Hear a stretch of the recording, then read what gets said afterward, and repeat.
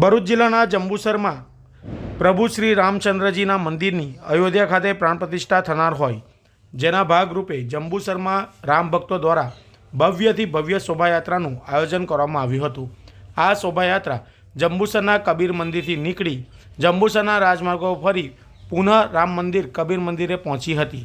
ત્યાં મહાઆરતી કરી પૂર્ણાહુતિ કરવામાં આવી હતી।